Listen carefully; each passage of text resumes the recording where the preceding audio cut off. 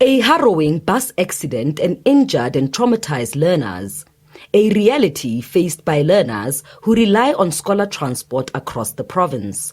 Concerned parents say their children's lives are put at risk daily due to being forced to travel in unsafe vehicles and overloaded buses just to make it to school. Some 131 children are overloaded in that one bus, and they drive in a very bad road that has ditches everywhere. Our children can't even attend extra classes because the bus is going to leave them behind, and they can't also attend Saturday classes.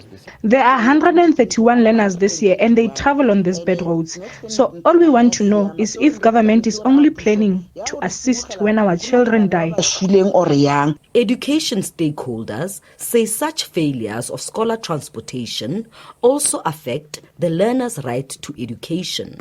Government must really find a way to coordinate the scholar transport throughout the 9 provinces with a view to make sure that the right to learn is not compromised. We also call upon the South African Human Rights Commission to investigate all of these challenges with a view to remedy the situation.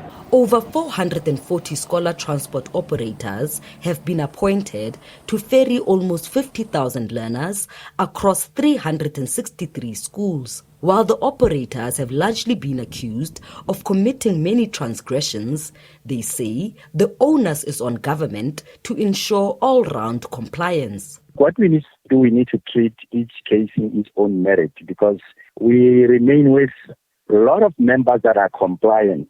So we cannot generalize when we're talking about individuals that were not compliant. Secondly, there was a process or plans that were put in space to say, how do we comply to check that all buses are roadworthy? In his State of the Province address, Acting Premier Nuno Malui stated that the government has reinforced its efforts to tackle the scholar transport crisis by conducting continuous inspections and compliance monitoring of all service providers. They have all signed service level agreements following a thorough vehicle inspection and verification process. We do, however, acknowledge that isolated challenges were experienced at the beginning of the current school year, when some operators brought buses that were not part of the inspection list. We have since established a war room chaired by the head of Department of Community Safety and Transport Management to deal with these challenges as and when they arise. According to the Department of Transport in the province, serious contraventions of the service level agreement could result in the termination of contract. Sintle Inglihihi, SABC News, Mahikeng.